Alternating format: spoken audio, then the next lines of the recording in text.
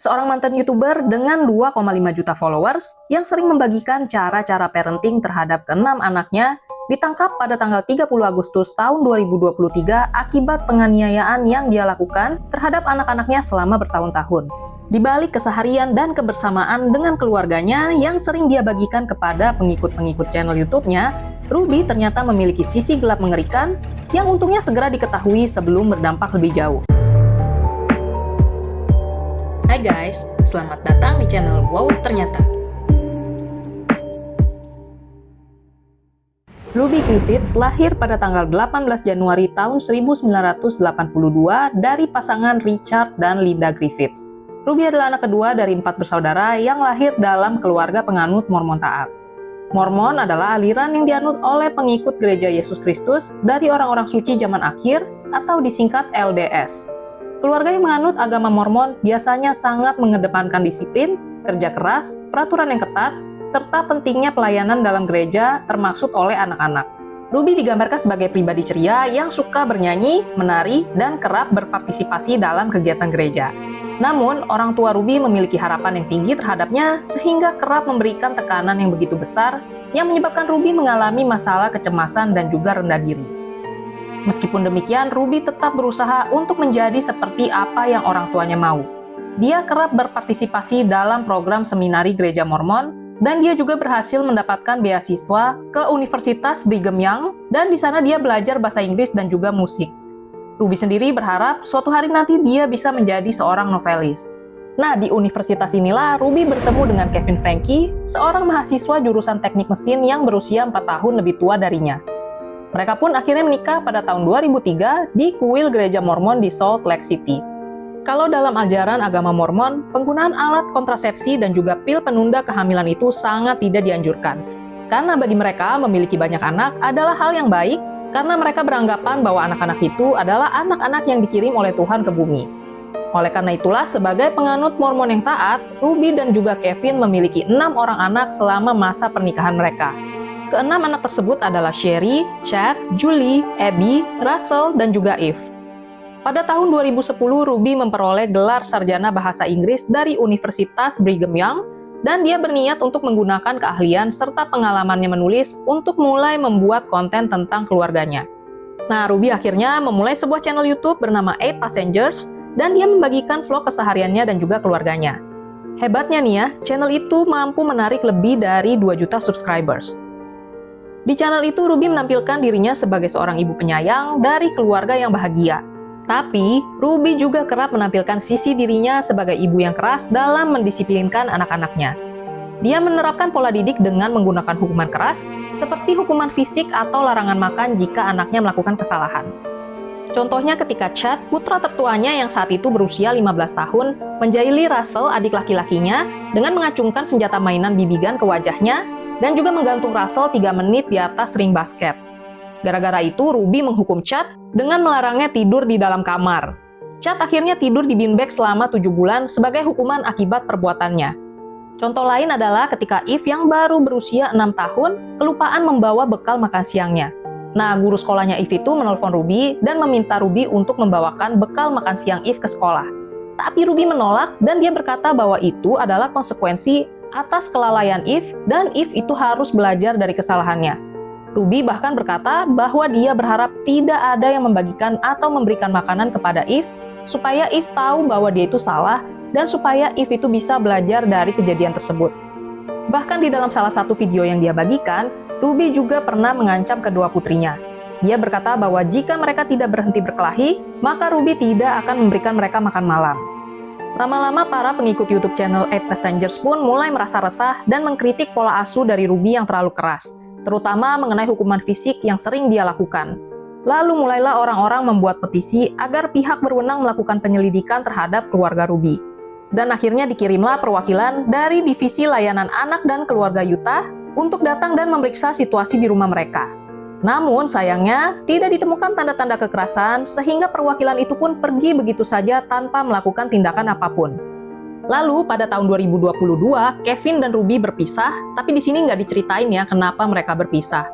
Kevin pun akhirnya keluar dari rumah tersebut.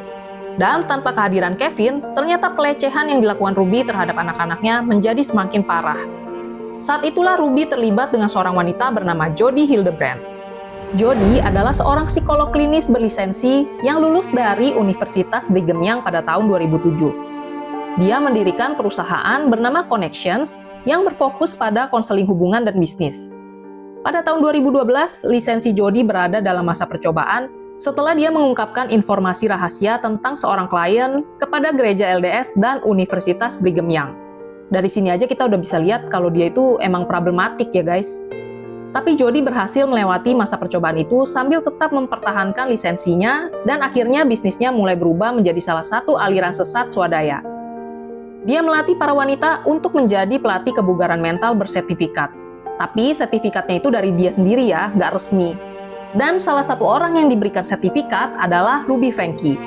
Setelah berpisah dari Kevin, Ruby akhirnya menutup channel YouTube 8 Passengers. Dan bersama Jody, dia memulai channel baru bernama Connections. Mereka bahkan juga bikin akun Instagram bersama yang menawarkan dukungan kepada para ibu serta memberikan kelas-kelas parenting. Nah, ternyata Jody ini jauh lebih parah daripada Ruby mengenai masalah mendisiplinkan anak-anak. Bahkan ya, si Jody itu bisa menganjurkan para orang tua untuk mencukur rambut anak-anak mereka supaya mereka mendapatkan hasil yang mereka mau. Nah, sejak si Ruby ini bermitra dengan Jody, hasrat dia buat menyiksa anak-anaknya itu makin menjadi-jadi. Pendisiplinannya itu dia mulai dengan tidak memberikan makan ataupun minum dalam jangka waktu yang lebih lama. Ruby juga memaksa anak-anak laki-lakinya dia untuk melakukan tugas fisik berulang selama berjam-jam atau bahkan sampai berhari-hari. Dan dia juga mengurung semua anak-anaknya. Nah, tugas yang dilakukan oleh anak-anak laki-lakinya dia itu dilakukan di luar ruangan tanpa menggunakan alas kaki dan juga tidak diberikan perlindungan dari sinar matahari. Bahkan ya, salah satu anak laki-lakinya dia itu mengalami sengatan matahari yang menyebabkan kulit dia itu melepuh dan mengelupas. Selain itu, Ruby juga terus-terusan mendoktrin anak-anaknya kalau mereka itu adalah orang yang jahat dan juga sedang kerasukan. Tetangga bahkan sering melihat keempat anak Ruby yang masih kecil sering ditinggal sendirian di dalam rumah. Nah, anak tertuanya Ruby yang bernama Sherry itu kan sudah pindah dari rumah keluarga mereka sejak dia itu kuliah. Dan sejak dia keluar dari rumah itu, sebenarnya Sherry sudah mencoba memberitahu pihak berwenang bahwa ibunya itu suka menyiksa dan meninggalkan anak-anaknya sendirian di rumah. Tapi sayangnya ada undang-undang di Utah yang membebaskan pola asuh orang tua sehingga menyebabkan pihak berwenang tidak bisa melakukan tindakan atas laporannya si Sherry. Sampai puncaknya pada tanggal 30 Agustus tahun 2023, Russell Franke yang waktu itu berusia 12 tahun akhirnya berhasil melarikan diri. Dia datang ke rumah tetangganya, lalu dia meminta tetangganya itu untuk menelpon 911.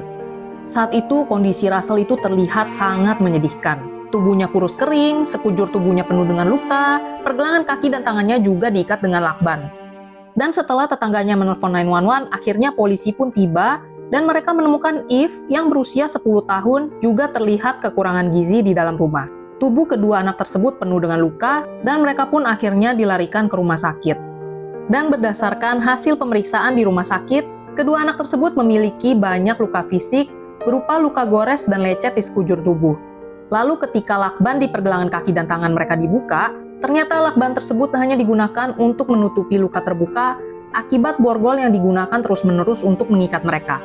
Gara-gara borgolnya itu nggak pernah dilepas, akhirnya kan menyebabkan luka-luka. Tapi Jody dan Ruby malah menggunakan ramuan yang mereka buat sendiri dengan menggunakan madu dan juga cabai rawit untuk mengobati luka-luka tersebut, lalu mereka tutupi dengan menggunakan lakban. Russell dan Eve juga terlihat kekurangan gizi dan mengalami dehidrasi. Selain itu, mereka juga menderita trauma psikologis. Dan setelah mendapatkan perawatan, mereka berdua pun akhirnya ditempatkan di dalam tahanan negara. Tapi masalah belum selesai sampai di situ, karena masih ada 2 anak di bawah umur yang masih belum ketemu. Polisi pun kembali mendatangi rumahnya Ruby. Namun sayangnya tidak ada tanggapan sama sekali dari dalam rumah. Akhirnya polisi memutuskan untuk mendobrak pintu karena mereka berpikir mungkin ada hal buruk yang sudah terjadi di dalam sana. Untungnya ternyata rumah itu kosong. Tapi itu juga berarti bahwa mereka masih harus melanjutkan pencarian terhadap anak-anak yang lain. Jadi ternyata si Ruby itu sudah tahu kalau polisi lagi mencari kedua anak dia yang lain. Akhirnya Ruby menelpon salah satu wanita yang juga bekerja untuk Connections yang bernama Pam Butcher, dan Ruby meminta Pam untuk menjemput 2 anak dia yang lain yang bernama Abby dan juga Julie.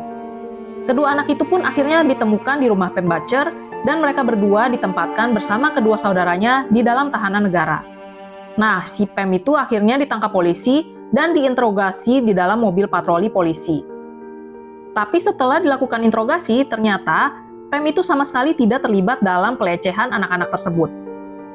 Jadi nih, kalau menurut keterangan dari Pam Butcher, memang siang itu Ruby meminta tolong supaya Pam mau menjemput kedua anak dia yang bernama Julie dan Abby, karena si Ruby katanya lagi memiliki masalah darurat keluarga. Akhirnya si Pam Butcher pun mengiyakan dan dia menjemput kedua anak itu lalu dibawa pulang ke rumahnya. Pam menambahkan kalau di rumahnya itu dia sempat meminta kedua anak itu membantu dia membersihkan rumah dan dia juga sempat memberikan mereka berdua makan es krim. Tapi menurut pengakuannya, dia itu nggak tahu apa yang sedang terjadi dengan keluarga Ruby. Nah, akhirnya si Pam dibebaskan dan dia tidak pernah didakwa atas kejahatan apapun yang terkait dengan kasus tersebut. Uniknya, waktu polisi mencoba untuk menjemput dan membawa Julie serta Abby, mereka itu terlihat seperti tidak ingin pergi bersama para polisi. Dan gara-gara hal itu, banyak orang jadi berspekulasi kalau rasa tidak percaya mereka terhadap polisi itu mereka pelajari dari ibunya dan juga dari Jody. Karena di Connection itu diajarkan bahwa otoritas dan siapapun di luar kelompok mereka selalu berbohong kepada mereka dan juga mencoba untuk menghancurkan grup mereka. Itu memang sebuah taktik umum yang sering dilakukan oleh sekte-sekte sesat untuk menjauhkan korban dari orang-orang yang seharusnya bisa membantu mereka. Bahkan ya, mereka itu suka mendoktrin para pengikutnya dan bilang kalau hal-hal negatif yang dikatakan orang-orang lain tentang grup mereka itu adalah bohong. Dan semua itu mereka lakukan hanyalah untuk menghancurkan grup mereka. Dan kemungkinan Abby dan Julie yang waktu itu lagi di usia remaja menyerap cukup banyak hal-hal dan kebohongan-kebohongan yang sudah didoktrin oleh Ruby dan juga Jody. Sementara Sherry dan juga Chad yang sudah cukup umur tahu tentang apa yang benar dan juga apa yang salah, sehingga mereka pun memutuskan untuk keluar dari rumah tersebut. Sedangkan Russell dan Eve itu masih belum cukup umur dan mereka tuh terlalu muda untuk menyerap semua omong kosong yang dikatakan oleh Ruby dan juga Jody. Ruby Franky dan Jody Hildebrand akhirnya ditangkap dan mereka masing-masing didakwa dengan 6 tuduhan tindak pidana pelecehan anak yang berat. 1 tuduhan untuk setiap anak atas pelecehan fisik, kelaparan, dan juga pelecehan mental. Jody pun menyerahkan lisensi konselingnya dan YouTube menghapus 2 channel yang terkait dengan dirinya. Nah, selama masa penyelidikan, ternyata penyidik berhasil menemukan sebuah jurnal milik Ruby, di mana di sana dia menulis tentang kronologi pelecehan yang telah dia lakukan, dan dia juga menulis hal-hal tentang ekstremisme agama. Dan dari hal-hal yang dia tulis di dalam jurnal tersebut, para penyidik mengambil kesimpulan bahwa Ruby memang percaya kalau hal-hal yang dia lakukan terhadap anak-anaknya tersebut bukanlah suatu pelecehan, melainkan sebuah aksi untuk mengusir roh jahat dari tubuh mereka. Nah, di dalam jurnal itu, si Ruby juga menulis kalau Jody sudah menemukan tanah terbuka seluas 500 hektar di daerah Arizona, supaya Abby dan juga Julie bisa mereka pekerjakan di sana. Jadi jelas di sini kalau Ruby dan juga Jody itu sedang mempersiapkan kepindahan mereka waktu Russell berhasil melarikan diri dan nyampe ke rumah tetangga. Dan di tanggal 18 Desember tahun 2023, Ruby Franky mengaku bersalah atas 4 tuduhan pelecehan anak. Tapi meskipun dia sudah mengaku bersalah, dia itu berkata kalau dia itu selama ini hanya dimanfaatkan oleh Jody. Dan pengacara Ruby mengklaim bahwa Jody lah yang telah memanipulasi Ruby, menjauhkannya dari Kevin Franky dan juga anak-anak dia yang sudah besar, yaitu Sherry dan juga Chad, dan memanfaatkan rasa moralitas Ruby untuk melakukan sesuatu yang kejam. Dalam kesepakatan pembelaannya, akhirnya Ruby setuju untuk bersaksi melawan Jody. Dan dalam persidangan, Ruby akhirnya menjelaskan tentang apa yang sudah dia lakukan terhadap anak-anaknya selama setahun terakhir. Salah satunya tentang apa yang dilakukan terhadap Russell Franky. Jadi si Russell Franky ini dipaksa untuk melakukan tugas fisik selama berjam-jam di bawah terik matahari tanpa menggunakan sendal, sepatu, dan juga tidak menggunakan perlindungan matahari seperti sunblock. Selain itu, Russell juga tidak diberikan air yang cukup selama beberapa hari, dan waktu dia diam-diam mengkonsumsi air, dia akan dihukum. Russell juga tidak diberikan cukup makanan, dan ketika dia diberikan makanan, dia cuma diberikan makanan yang sederhana dan seadanya aja. Selain itu, sebenarnya Russell itu sudah mencoba melarikan diri pada bulan Juli. Tapi dia ditangkap dan gara-gara itu akhirnya tangan dan kaki dia diikat secara teratur. Semenjak itu, akhirnya pergelangan tangan dan kaki Russell itu diborgol. Lalu kalau misalnya si Russell lagi mau tidur, dia itu disuruh tengkurap, lalu tangan dan kakinya itu yang masih diborgol diikat dengan menggunakan tali. Jadi posisinya kaki dan tangan dia itu agak terangkat dari lantai. Nah, pengikatan tersebut mengakibatkan cedera pada pergelangan tangan dan juga pergelangan kakinya Russell. Karena borgol tersebut memotong kulit dan juga merusak jaringan ototnya Russell. Dan luka yang dihasilkan gara-gara borgol tersebut akhirnya diobati hanya dengan menggunakan pengobatan homeopati, lalu mereka tutupi dengan menggunakan lakban. Selain itu, Ruby juga menjelaskan kekerasan fisik yang dilakukan terhadap Russell. Salah satunya waktu dia menendang Russell dengan menggunakan sepatu bot, menahan kepalanya di dalam air, dan memutus pasokan oksigen dengan cara menutup mulut dan hidung Russell. Ruby dan Jody juga didakwa atas tindakan yang telah menyebabkan kerusakan emosional yang serius kepada Russell. Mereka terus-terusan mendoktrin Russell dan meyakinkannya bahwa dia itu jahat dan juga kerasukan. Mereka juga meyakinkan Russell bahwa dia itu harus patuh untuk menghindari hukuman dan bahwa hukuman itu memang diperlukan untuk bertobat. Nah, kocaknya lagi ya, Ruby dan Jody itu juga memberitahu Russell kalau semua yang mereka lakukan kepadanya adalah bentuk tindakan cinta terhadap Russell. Selain dakwaan yang dilakukan terhadap Russell, Ruby dan Jody juga didakwa atas tindakan pelecehan yang mirip seperti apa yang mereka lakukan kepada Russell, tapi kali ini terhadap Eve. Ruby Franky dan Jody Hildebrand akhirnya dijatuhi hukuman 4 kali berturut-turut selama 1 hingga 15 tahun penjara dengan hukuman maksimal 30 tahun. Nah, waktu dijatuhi hukuman, Ruby berkata seperti ini, "Kepada anak-anakku, aku begitu bingung sehingga aku percaya bahwa gelap adalah terang dan benar adalah salah." Kevin Franky pun akhirnya menceraikan Ruby pada bulan November tahun 2023. Dan Sherry, anak pertamanya Ruby, sudah membuat buku yang berjudul The House of My Mother yang terbit pada tanggal 7 Januari tahun 2025. Dalam salah satu tayangan wawancara terhadap Sherry, Sherry berkata kalau dia tuh nggak percaya ibunya itu dimanipulasi oleh Jody. Karena menurut Sherry, ibunya udah melakukan kekerasan jauh sebelum dia mengenal Jody. So, itu guys tadi kisah tentang seorang YouTuber parenting yang akhirnya malah didakwa gara-gara melakukan pelecehan terhadap anak-anaknya sendiri. Apa ya pesan moralnya? Mungkin apa yang kita lihat di dunia maya itu nggak selalu sama dengan apa yang terjadi di dunia nyata. Jangan lupa like kalau kalian suka video ini, dan tolong bantu subscribe dan share cerita ini ke teman-teman kalian, supaya channel ini bisa makin berkembang. Terima kasih sudah menonton dan sampai jumpa lagi.